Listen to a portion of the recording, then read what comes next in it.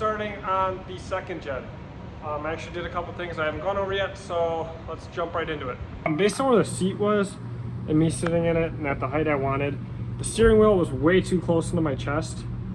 So we actually shortened it 4 inches, which was just enough. And then we redid our brackets. Ignore my welds. I'm not a welder, that's gonna be getting re-welded, but it's just tacked in for now. We're the brackets for the air dog to mount. I'm gonna mount the air dog right here. I'm gonna mount the fuel cell in the middle right here. And that'll allow us to mount a parachute here.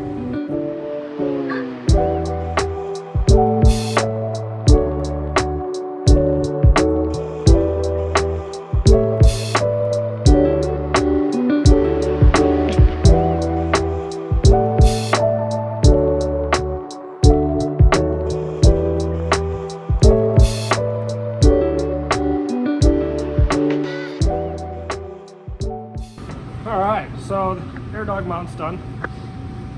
So right there, plenty good. Now we're starting the fuel cell. I'm just gonna center it between these 2 bars.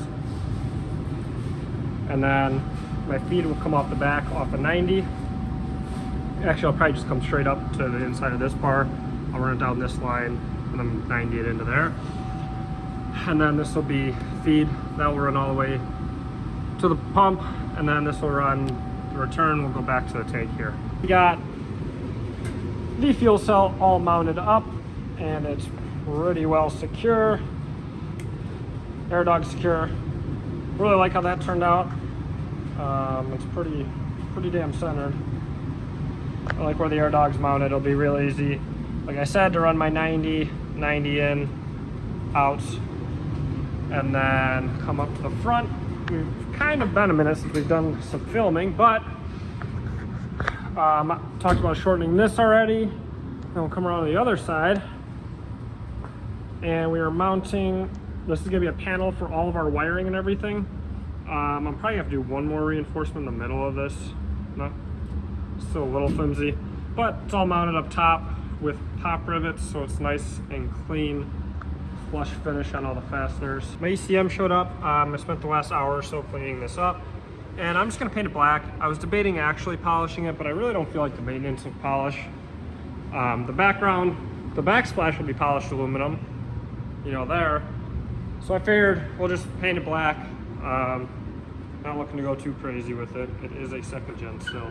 We're gonna do the battery tray while we wait on some paint to dry.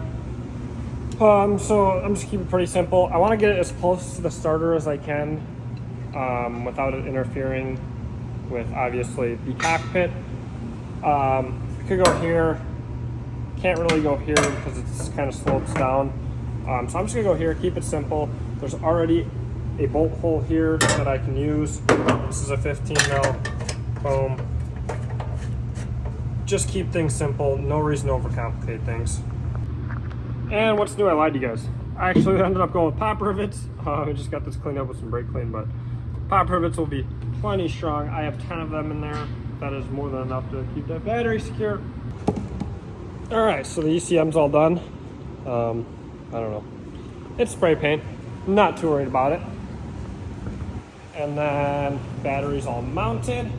So we're gonna start running some battery cables and some fuel lines today, and I think that's about as far as we're gonna get.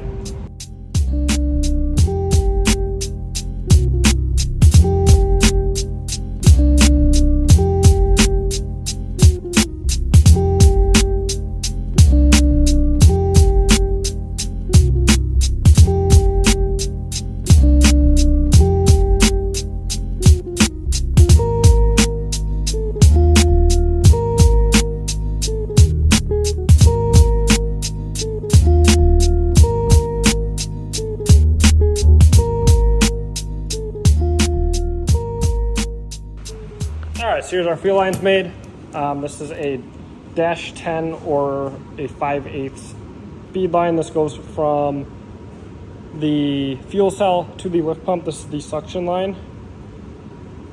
And that turned out nice. Remember, if you're using an angle grinder like I am, you have to clean out your lines. I just use brake clean and I've never had an issue, but that's just me. All right, so take a look at this. So this will be, that draw line that will connect to the inlet on the air dog and runs to the back of the fuel cell.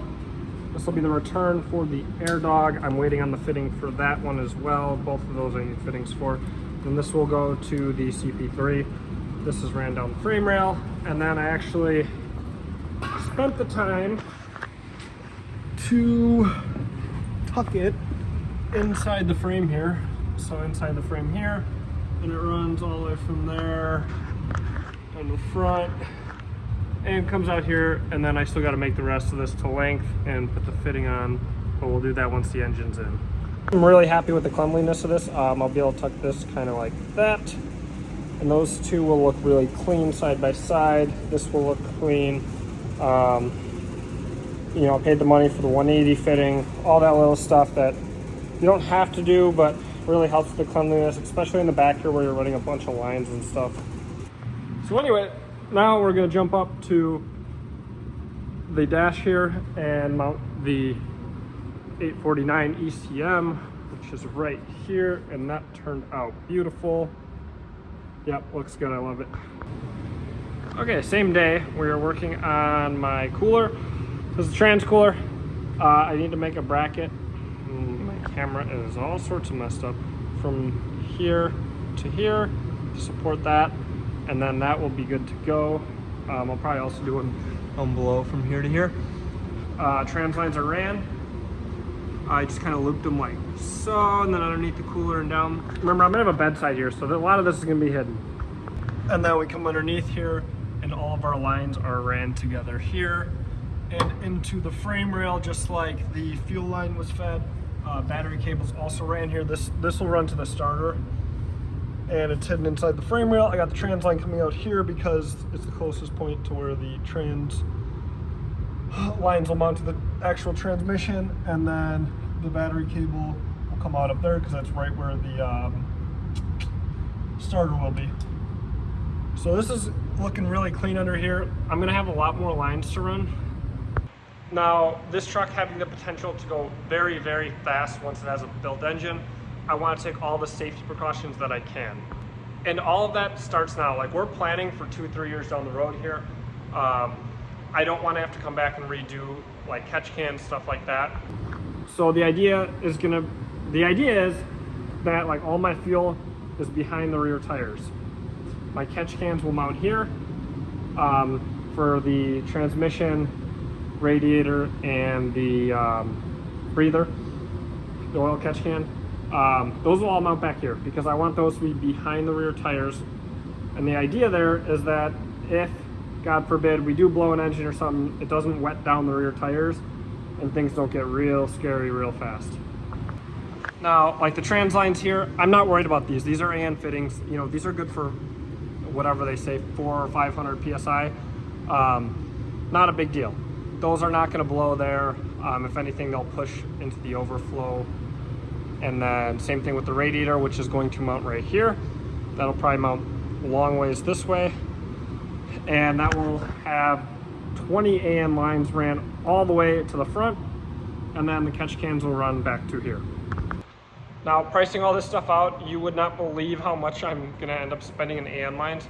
Just the AN lines for the transmission and the fuel that we've done so far, so pretty much just the low pressure side of the fuel and then one feed line to the CP3, we're about $600, $650 just in those lines.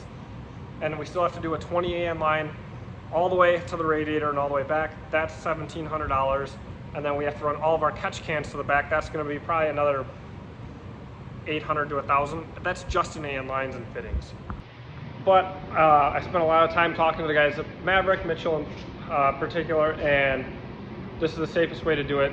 Do it once and do it right, so I don't have to come back and redo things in years to come. We are taking apart the 6.7. Well, actually, we got all the adapters for the Duraflight kit off of the LML. But now we're over here working on the 6.7. We're just kind of tearing this thing down. So I'm gonna have somebody strip and clean the block and repaint it. Just because I don't feel like doing it. And I don't really have time to do it. So that's our next step. All right, guys. We are here in the shop. We got the Dodge, the Daily, the Tow Pig in for some end of season maintenance. Now, this thing takes a lot of abuse throughout the season. So I want to go through everything. We're going to do trans fluid, internal filter, like windshield wipers, air filter, all the little stuff that gets neglected all season. That's what we're doing today. I don't have much else to do with the second gen right now. Wiring harness should be here today or tomorrow. Then we can start doing the standalone on that. We'll get that stripped out. I want to get this video up before Christmas though. Merry Christmas to you guys and to your families. And I did get the fuel fittings in though, so we can finish all of our fuel lines here. Like right here, that one, and on the back side down there. So we're gonna get that done today. And I think that's about as far as we're gonna go for today.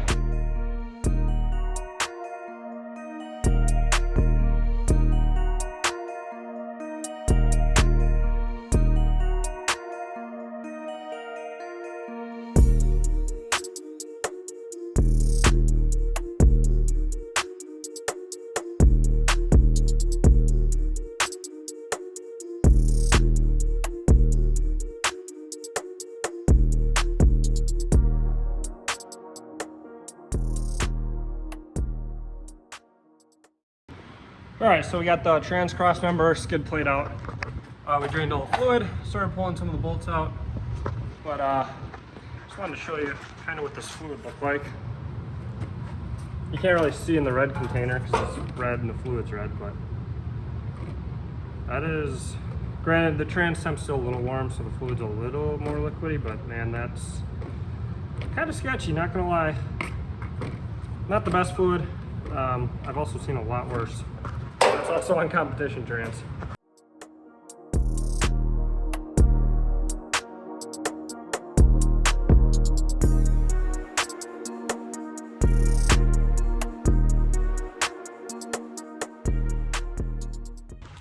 All right, I mean, this is through break-in and everything, so I'm not terribly concerned, but this isn't exactly ideal.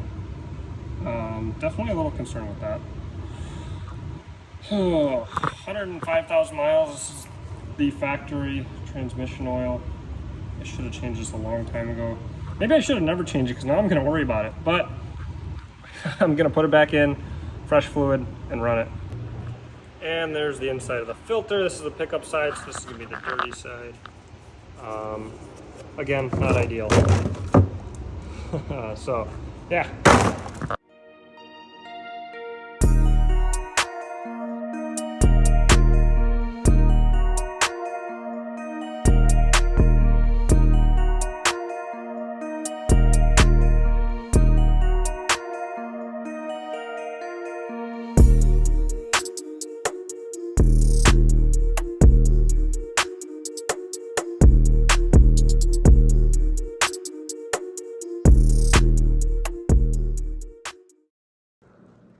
Okay, so there's our lines all set in. So a little issue I ran into is the fitting that actually goes into the pump to adapt to the 10AN line would not clear the bottom of this plate. So I had to pull this plate off. Luckily it wasn't anything important as far as I know, but AirDog, Mason, if you're watching this, I apologize. But anyway, that's on, all good, all tightened back up there. Lines are all ran here, nice and clean, I love it. Okay, we got the Dodge done. So now next on our list of fall maintenance or winter maintenance at this point, but season's running late for work. We'll do some stuff on the trailer. This tire needs to get swapped. It's leaking pretty bad and it's about done out of tread. And then I gotta fix the plug up front. And that's about it. Yeah, so just usual maintenance shit.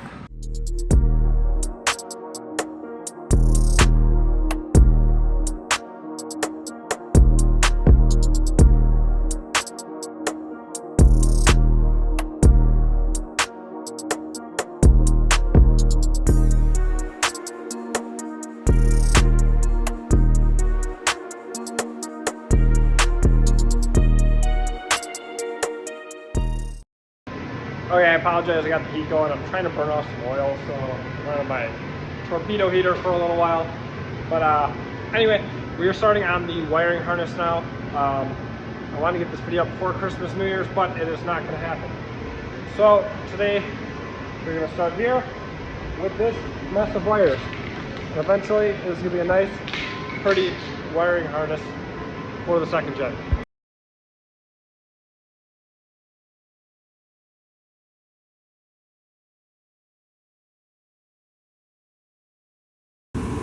All right, I kind of wanted to go over this a little bit because something that a lot of people can mess up when stripping wiring harness.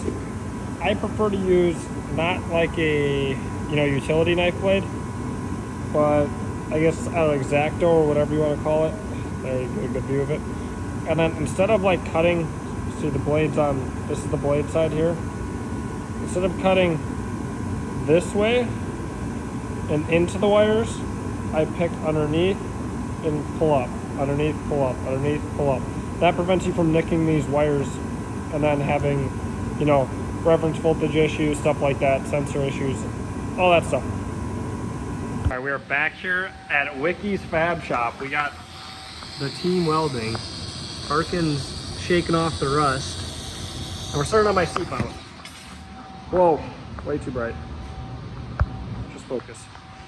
So, this is kind of situated where we want the seat, but just 2 inches lower. So we're starting with the bracket. We're gonna use the factory seat mount here. Then we're gonna come up to here and across to the other factory seat mount. And we'll probably do something off of the roll cage bar here, up to here. And then just a mount back here, the usual. Up here, we got a shiny new upgrade from AirTech. They hooked us up with this 8596. It is a T6 1.32. Got it on the stainless competition T6 dual wastegated manifold.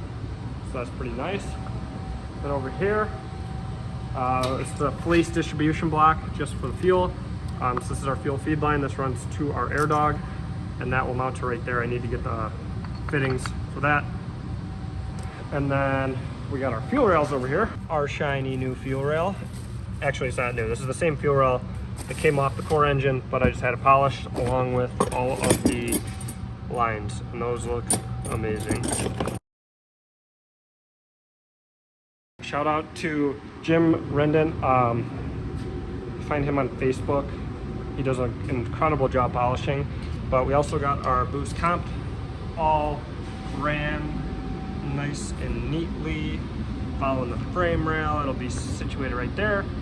Now I'll come all the way up to the front of the cab, right here, and that will tap into the bottom of this intercooler piping right here.